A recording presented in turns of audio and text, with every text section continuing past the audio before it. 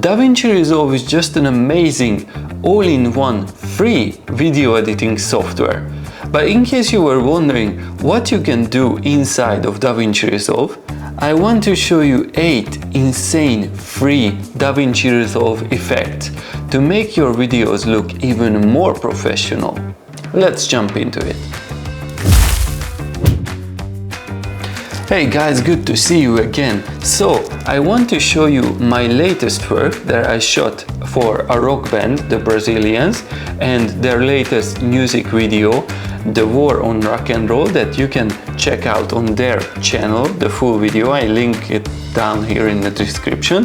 And in this video, when I edited it, I used several effects in the video that made the final video look like really good, and they really liked it. I want to show you what effects I used exactly and how I used those effects to get the final results. I'm on the editing page now, and here on the top left corner you can see effects. Just come here, and on the open effects you can just type in dent, and this is the dent effect. This is when he's playing on the guitar. Before it looks like this, and after it looks like this. There's like a certain fisheye effect to it. How you can use this effect is just pull this effect on your video. When you have the dent effect, I use this type 2 effect. If you go to the type 1, that's like a really different effect, or type 3.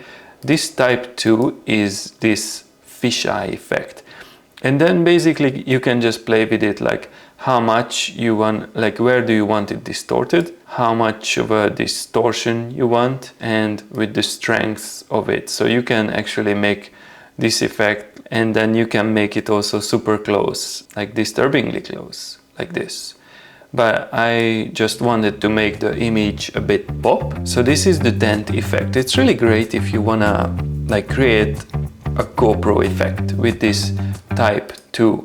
And the next effect I wanna show you, and I use this effect quite a lot in this video, is if we just type here again, radial blur. When the music starts to play and then the drummer started to hit these instruments, so when I pull the radial blur on it, it's basically just blurs around a certain area.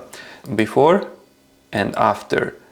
Before, after. So as you can see, like all around the frame, it's a bit like blurry, but only in the center of the image, which you can choose where you want the center of the image to be. And you can also play with the strengths of this, make it the image almost disappear. You can choose between the style of the blur, realistic or stylized. I just left it on realistic. If you go down here, you can choose the center position. If you shift this a bit, you can see that the main focus is changing. So the next effect that I want to show you was actually also really helpful when I shot a couple of shots of the drummer, who was basically sitting in a spot, and you know, he didn't move much. I wanted to make the video a bit more dynamic. When he's playing, there wasn't much movement. I just used an adjustment layer, which you can also find here in the effects tab. I used this effect. It's called camera shake. Basically what this camera shake effect does, pretty obvious, shake the camera. I just noticed that on the adjustment clip, I pulled the camera shake to this clip and also on this one. So just turn both of them on. I don't know, maybe I wanted more shake and then used it twice. As you can see, I also move a bit with the camera, but it's like this before. And then I turn on both camera shakes here, and it looks like this after. With the settings here, I actually haven't changed much, only played with the scale, the speed. So with these two settings, it was very nice to play with, and that's how I got this final result. Not too difficult, just play with what looks good, and I haven't even really touched anything else here. Next effect is just to make the image a little bit more dirty and a little bit more interesting, especially because we use the GoPro footage as well, and GoPro footage sometimes tends to look bad, and especially my GoPro is the GoPro Hero 5 Black, and that's not the newest, so it doesn't look the best. This clip that the guy actually clipped the GoPro on the top of, like, the end of his guitar, and this is what we ended up with. Actually, I used the radial blur here and the film damage as well, and I think the film damage is also here. Open effects and you just type in film and you can get this film damage effect. It looks like this, so you can see without the effects. And if I turn on the effects, first the radial blur, as you can see, the focus is here on the guitar, like in the middle, but if I turn it off, everything is sharp. And then the film damage is just give another kinda darker edges and a little bit more like dirty kinda look to this. I think I also just played with the first 3 settings, but if you just go down here, you can see there's like so many options, and you could spend like hours setting up this effect. This is before, this is after. The next effect is something that you wouldn't use too many times on a daily basis, but on those rare occasions when it's okay to put in your video and it's gonna elevate your video, it's gonna look really good, the mirror effect. And if you type here mirror, this effect is actually require quite some fine-tuning, because you have to move this mirror around and find out how it's gonna be the best. Put this back in here. You can see this is the original video I shot from the side. Apply the mirror effect. You can see now it looks like this, and it looks pretty amazing. There's more motion and more things on the video. Without the mirror, it just looks like this. Turn back the mirror effect. I changed some settings. It was minus 250 instead of 500, so if I just go back to 500, you can see the effect looks like this, and it looks pretty bad. He looks like he kinda kissed himself, and I didn't want that. You have to figure out which way to move. So if I move it, it's quite interesting effect. If I move it to minus 250, the effect comes back like from the other way, and then at minus 250 it's gonna be in the middle of the frame. And then that's how I got this effect. So the next effect that I want to show you, and it's very similar to what I already showed you, if you type in here zoom blur effect before and after, I've turned off on these 2 videos there was this effect. This is without the effect, and if I turn it back on, you can see there's this zoom in the center of the frame, and you can also set where do you want the center, because this is at the end of the video and I zoomed out. I wanted something more like this zoom blur. It perfectly matches, because with the zoom out I can wrap up the video, and this was perfect for here. So this is how it looks after. The next effect that I applied, and this is, we can say it makes the image look more cinematic, an effect that it's not free, but you can make it free in Davinci Resolve, and I'm gonna link a video in the description, a guy's video, because it's really good, worth checking out.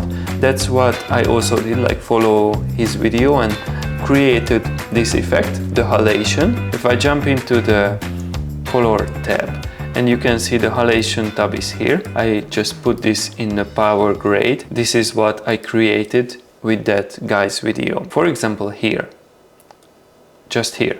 And if I turn this off, it looks like this. Gives like a really nice, just soft orange edge.